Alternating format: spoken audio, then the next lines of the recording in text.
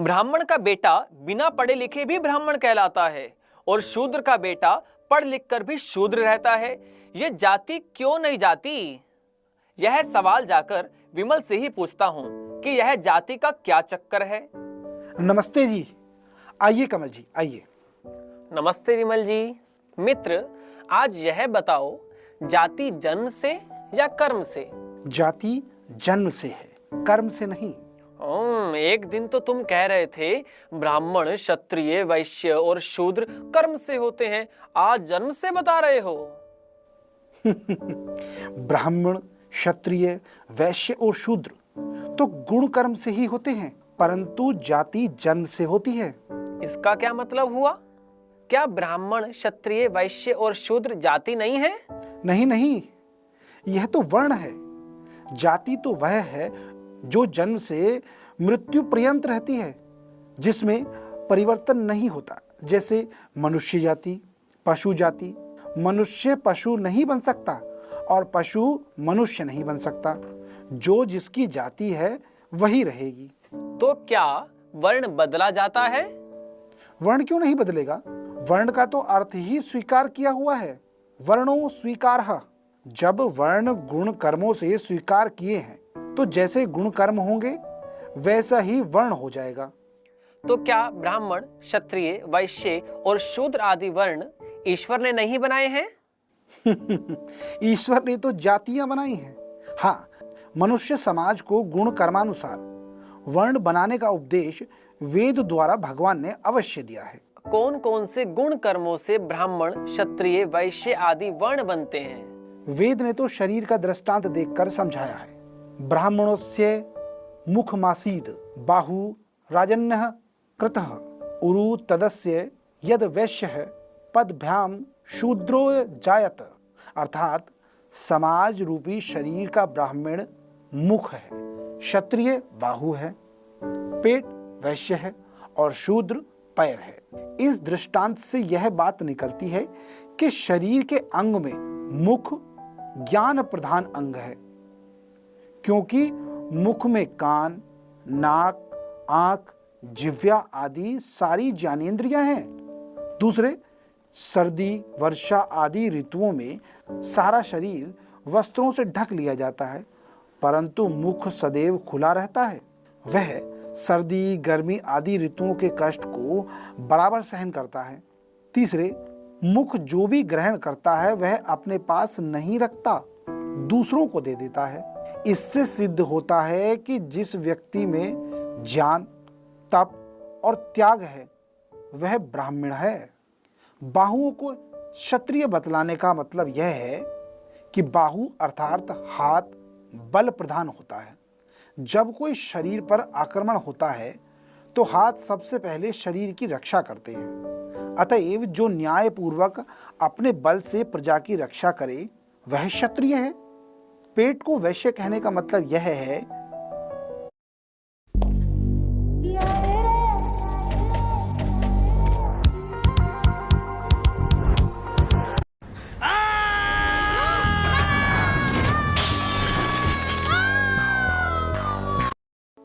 पेट को वैश्य कहने का मतलब यह है कि पेट सारा भोजन अपने अंदर एकत्र करता है और फिर उसका ठीक ठीक पाचन करके प्रत्येक अंग को यथाभोग्य हिस्सा दे देता है। अतः जो धन को एकत्र करके मनुष्य समाज में यथोचित नियमानुसार वितरण करता है वह वैश्य है। पैरों को शूद्र इसलिए कहा गया है कि पैर प्रथम तो सारे शरीर का बोझ उठाते हैं, दूसरे परिश्रम करके सिर, पेट, हाथ आदि अंगों को उसी स्थान पर पहुंचा देते हैं जहां जाना है। उनके पास ज्ञान, बल और धन तो नहीं है जो उससे कार्य कर सके। उनके पास परिश्रम करने की शक्ति है, इससे वे समाज रूपी शरीर की सेवा करते हैं। इससे निष्कर्ष यह निकलता है जो सेवा प्रधान है शूद्र है। ब्राह्मण ज्ञान से, क्षत्रिय बल से, वैश्य धन से और शूद्र सेवा से मनुष्य समाज की सेवा करे। यही वर्णों का वर्णत्व है। मैं तो देखता हूँ ज्ञान, बल, धन और परिश्रम प्रत्येक मनुष्य में थोड़ा बहुत पाया जाता है। इस दृष्टि से तो प्रत्येक मनुष्य चारों वर्ण वाला है। फिर ब्राह्मण, क्षत्रिय, वैश्य आदि की व्यवस्था बन कैसे सकती है? यह ठीक है, प्रत्येक मनुष्य में चारों वर्णों की योग्यता है, परंतु जिस मनुष्य में जो चीज मुख्य है उसके आधार पर वर्ण माना जाता है। प्रत्येक मनुष्य में कोई ना कोई एक मुख्य बात अवश्य है। यह ठीक है, प्रत्येक मनुष्य में चारों वर्णों की योग्यता है, परंतु जिस मनुष्य में जो चीज मुख्य है उसके आधार पर ही वर्ण माना जाता है। प्रत्येक मनुष्य में कोई ना कोई एक मुख्य बात अवश्य है। कोई धनवान है, कोई गुणवान है, कोई बलवान है, कोई सेवक है, उसी के आधार पर उसका वर्ण है। वेद ने तो बीज रूप से अलंकारित वर्णन कर दिया है। बुद्धिमानों ने उस अलंकार का रहस्य निकाला है। जरा स्पष्ट रूप से समझाओ, कौन कौन से काम करने वाला कौन कौन से वर्ण में आता है? मित्र, जिसमें शम, दम, तप, पवित्रता, शक्ति, कोमलता, ज्ञान, विज्ञान और आस्तिकता है, वह व्यक्ति ब्राह्मण है। जिसमें वीरता, तेज, धैर्य, दक्षता, युद्ध से न भागने का स्वभाव, दानशीलता और न्यायकारी, ईश्वर की तरह न्याय करने का भाव है, वह क्षत्रिय है। जो कृषि, गौरक्षा, दान और वाणिज्य व्यवसाय में निपुण है, वह वैश्य है। और जो केवल अपने शरीर से सेवा करने में निपुण है, वह शूद्र है। यदि वर्णों को जन्म से माने तो क्या आपत्ति है? करोड़ों लोग वर्ण जन्म से मानते हैं। जो लोग जन्म से वर्ण मानते हैं, उनके अनुसार भी वर्ण कर्म से ही सिद्ध होता है, क्योंकि उनके मत में भी ब्राह्मण, क्षत्रिय, वैश्य इन तीनों वर्णों को द्विज माना जाता है, शूद्र को एकज माना जाता है। द्विज का अर्थ है जिसके दो जन्म हो। द्वाभ्या जयते इति द्विज। संसार में जिनके भी दो जन्म होते हैं वे द्विज कहलाते हैं। जैसे दांत या पक्षी। दांत द्विज क्यों कहलाते हैं? इसलिए इसके दो जन्म होते हैं। बच्चों के दूध के दांत टूट जाते हैं और दोबारा उनका फिर से जन्म हो जाता है। पक्षी द्विज इसलिए कहलाते हैं कि उनके भी दो जन्म होते हैं। पहले तो अंडे का जन्म होता है, फिर अंडे से पक्षी का जन्म होता है। अब सोचना यह है कि यदि ब्राह्मण, क्षत्रिय और वैश्य द्विज है तो दूसरा जन्म इनका कौन सा है? माता पिता के यहाँ जन्म से तो सभी एकज अर्थात एक जन्म वाले हैं। फिर द्विज अर्थात दो जन्म वाले कहाँ से बने? उत्तर मिलता है माता पिता के बाद आचार्य द्वारा जो जन्म मिलता है उससे द्विज बने। अर्थात आचार्य ने योग्यतानुसार उनको वर्ण प्रदान किया है। वास्तव में प्राचीन काल में वर्ण के बनाने की यही व्यवस्था थी। सभी अपने पुत्रों को गुरुकुल में भेज देते थे। बाद में पढ़कर लिखकर जैसे उनमें योग्यता होती थी उसी के अनुसार आचार्य उन्हें वर्ण की उपाधि दे देते थे। अच्छा, क्या ब्राह्मण का लड़का ब्राह्मण और शूद्र का लड़का शूद्र नहीं होता? यह कोई विशेष आवश्यक नहीं कि ब्राह्मण का लड़का ब्राह्मण और शूद्र का लड़का शूद्र ही हो। जैसे कि यह आवश्यक नहीं कि डॉक्टर का लड़का डॉक्टर या मास्टर का लड़का मास्टर या वकील का लड़का वकील हो, क्योंकि जब पिता जैसी लड़के में योग्यता नहीं होगी तो वह अपने पिता के पद पर पहुंच कैसे सकेगा?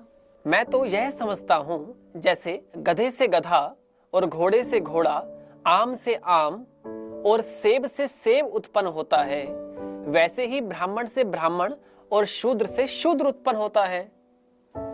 मित्र, मैं पहले ही कह चुका हूं कि गधा, घोड़ा आदि जातियां जन्म से जाति उत्पन्न होती हैं, परंतु ब्राह्मण, क्षत्रिय आदि जो वर्ण हैं वह तो कर्मानुसार बदलते ही रहते हैं। जातियां कभी नहीं बदलती। गधे घोड़े नहीं बन सकते, जो हैं वही रहेंगे। मेरे विचार में तो वर्ण भी नहीं बदलते। भगवान ने जो जिसका वर्ण बना दिया है वही रहता है। मित्र, यह बात खूब कही कि वर्ण नहीं बदलता। अच्छा, यह तो बताओ कि यदि वर्ण नहीं बदलता तो कोई ब्राह्मण या क्षत्रिय, मुसलमान या ईसाई कैसे बन जाता है? इस भारत के 8 करोड़ मुसलमानों में 60% ऐसे हैं जो हिंदुओं से मुसलमान बने हैं और इनमें चारों वर्ण के लोग मौजूद हैं। ये कैसे बदल गए? यदि वर्ण भगवान के बनाए हुए होते तो ये लोग कभी बदल सकते थे? कदापि नहीं। जो चीज भगवान की बनाई हुई होती है उसमें परिवर्तन होता ही नहीं। देखो, भगवान का बनाया हुआ आम कभी सेब नहीं बन सकता, भगवान का बनाया हुआ शेर कभी हाथी नहीं बन सकता। दुनिया की किसी चीज को ले लो, भगवान की बनाई हुई वह अपरिवर्तनशील है। यदि भगवान का बनाया हुआ ब्राह्मण होता तो ब्राह्मण ही रहता और मुसलमान मुसलमान ही रहता, परंतु ऐसा नहीं होता। गुण कर्म के बदल जाने से न तो ब्राह्मण ब्राह्मण रहता है और न मुसलमान मुसलमान रहता है। मित्र, ब्राह्मण तो ब्राह्मण ही रहता है, चाहे वह भले ही मुसलमान या ईसाई हो जाए। हाँ, इतना कहा जा सकता है कि वह मुसलमान या ईसाई होने पर उस काम का नहीं रहता जिस काम का रहना चाहिए। जैसे लड्डू के नाली में गिर जाने पर लड्डू रहता है, पर वह खाने के काम का नहीं रहता। यह तुमने क्या अच्छी तर्क की है। मुसलमान और ईसाई होने पर भी ब्राह्मण ही रहते हैं।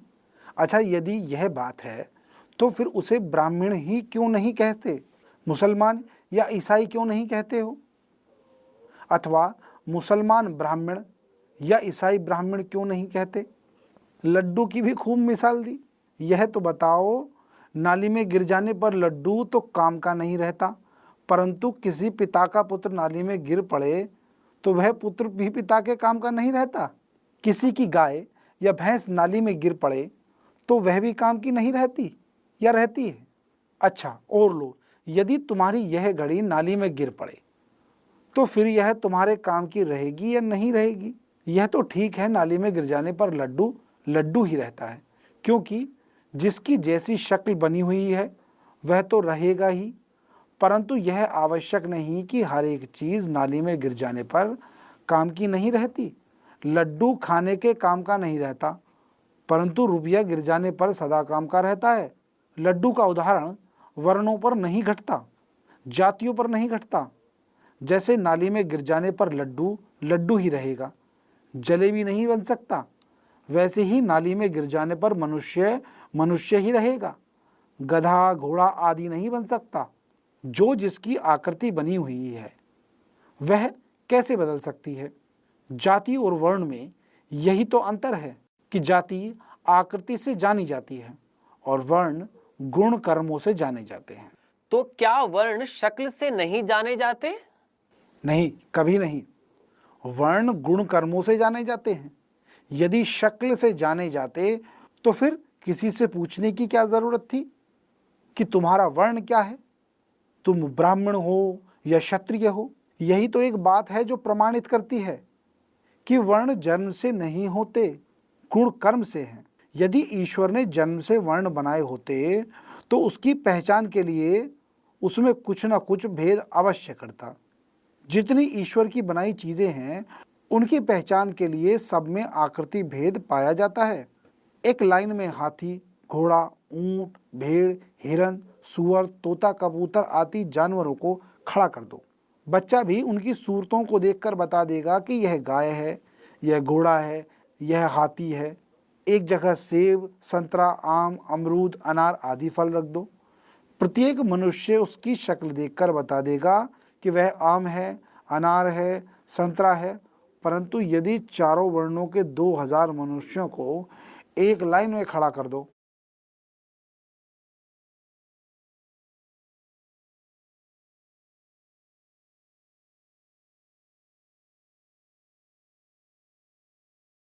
Introducing the epic new Swift.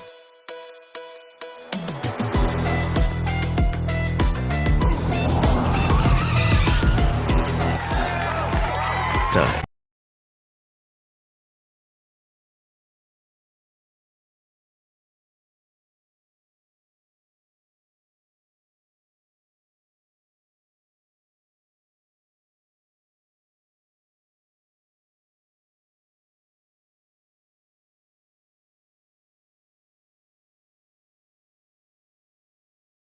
to go swifting. अपरिचित मनुष्य उन्हें कभी न बता सकेगा यह कौन कौन से वर्ण के आदमी हैं। क्या ब्राह्मण, क्षत्रिय, वैश्य रंग रूप से बिल्कुल नहीं पहचाने जाते? मैंने बड़े बड़े विद्वानों से सुना है वर्ण ईश्वर के बनाए हुए हैं। मित्र, फिर वही बात मैं कह चुका हूं कि वर्ण कर्म से होते हैं, जन्म और रंग रूप से नहीं। यदि रंग रूप से होते तो उसकी पहचान के लिए ब्राह्मण का रंग सफेद होता, क्षत्रिय का रंग लाल होता, वैश्य का रंग काला होता, परंतु ऐसा नहीं है। कश्मीर के भंगी और मद्रास के ब्राह्मण का मुकाबला करके देख लो, भंगी गोरा और खूबसूरत मिलेगा, ब्राह्मण तवे से भी ज़्यादा काला मिलेगा।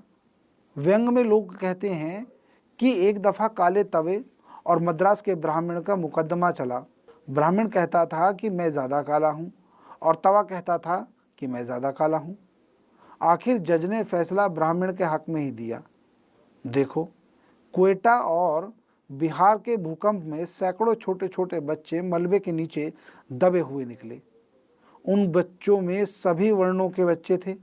उनके माँ बाप, सगे संबंधियों का कुछ पता नहीं चला। बताओ, वे बच्चे किस वर्ण के माने जाएंगे? यदि रंग, रूप और शक्ल सूरत के आधार पर वर्ण होता तो गाय भैंस के बच्चे की तरह वे पहचान लिए जाते। तुमने बड़े बड़े विद्वानों से सुना होगा, मैं कब कहता हूं कि नहीं सुना होगा?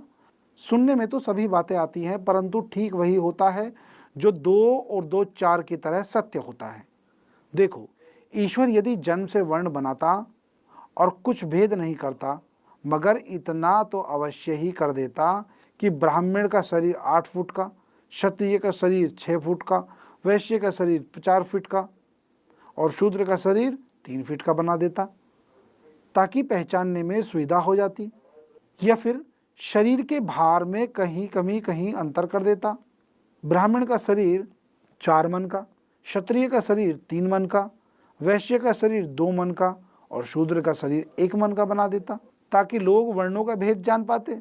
परंतु उसे तो मनुष्य की उत्पत्ति के लिए गुण कर्मानुसार वर्ण व्यवस्था बनाने का उद्देश्य देना था। वह उन चीजों में भेद करता ही क्यों है? अच्छा, इन ब्राह्मण, क्षत्रिय आदि वर्णों में सबसे बड़ा वर्ण कौन सा है? इन वर्णों में न कोई बड़ा है और न कोई छोटा। अपने अपने कर्तव्य कर्म में सब बड़े हैं। जैसे शरीर के अंगों में जब विचार विवेक का अवसर होता है, उस समय पर सिर बड़ा होता है। जब रक्षा करने का समय आता है, तब हाथ बड़े। जब भोजन को पचाने और शरीर के प्रत्येक अंग को यथा योग्य भोजन का सार पहुंचाने का अवसर होता है, तब पेट बड़ा होता है। और जब परिश्रम पूर्वक शरीर के भार को उठाने और आने जाने का अवसर होता है, तो पैर बड़े होते हैं। इसी प्रकार मनुष्य समाज की ज्ञान और सेवा करने का जब समय आता है, तो उस समय पर ब्राह्मण बड़े होते हैं। बल से सेवा करने का समय होता है तो क्षत्रिय बड़े होते हैं। धन से सेवा करने का समय होता है तो वैश्य बड़े होते हैं। और शरीर की सेवा के लिए समय आता है तो शूद्र बड़े होते हैं। वैसे स्वतंत्र रूप से वर्णों में एक दूसरे से न कोई बड़ा है और न कोई छोटा। मेरा तो विचार यह था कि वर्णों में ब्राह्मण सबसे बड़े हैं, उससे छोटे क्षत्रिय, उससे छोटे वैश्य और उससे छोटे शूद्र हैं। नहीं नहीं मित्र, यह बात नहीं है। स्वतंत्र रूप से ब्राह्मण ब्राह्मणों में, क्षत्रिय क्षत्रियों में, वैश्य वैश्यों में और शूद्र शूद्रों में तो योग्यता अनुसार छुटाई बढ़ाई हो सकती है, परंतु स्वतंत्र रूप से ब्राह्मण, क्षत्रिय, वैश्य आदि वर्णों में छुटाई बढ़ाई का संबंध कैसे हो सकता है? जैसे 2 हलवाई हैं, एक 4 दिन का कारीगर है, दूसरा 10 दिन का कारीगर है। अब इन दोनों में तो छुटाई बढ़ाई मानी जा सकती है, परंतु कोई व्यक्ति कहने लगे कि हलवाई से दर्जी बड़ा है क्योंकि 14 दिन का कारीगर है। भला यह बात कैसे हुई? हलवाई और दर्जी में तुलना क्या है? हलवाई अपने क्षेत्र में बड़ा है, दर्जी अपने क्षेत्र में बड़ा है। अपने अपने कर्तव्य कर्मों में दोनों ही साथ खड़े हैं। यहाँ दर्जी, हाँ दर्जी दर्जी में योग्यता की दृष्टि से छोटा बड़ा अवश्य हो सकता है। ठीक उसी प्रकार से योग्यतानुसार एक वर्ण के दो व्यक्तियों में छोटा बड़ापन हो सकता है, परंतु ब्राह्मण, क्षत्रिय, वैश्य और शूद्र में छोटा बड़े का कोई अंतर नहीं है। जबकि उन सब के गुण, कर्म और क्षेत्र भिन्न भिन्न हैं। वहाँ सभी वर्ण अपने अपने कर्तव्य पालन में पड़े हैं। वहाँ सभी वर्ण अपने अपने कर्तव्य पालन में बड़े हैं। क्या वर्ण व्यवस्था दूसरे देशों में भी पाई जाती है? संसार के समस्त देशों में गुण कर्मानुसार वर्ण व्यवस्था है। यह और बात है कि वर्णों के नाम ब्राह्मण, क्षत्रिय, वैश्य, शूद्र, मिशनरी, मिलिट्री, मर्चेंट्स और मिनियल्स रख लिए गए हैं। यह श्रम विभाग अथवा कर्म विभाग के सिद्धांत सारे संसार में अंतर्व्याप्त है। इसी का नाम वर्ण व्यवस्था है। मित्र, अब मैं समझ गया, आपकी बड़ी कृपा हुई। अच्छा, यह तो बताओ कि नमस्ते कहाँ से चली?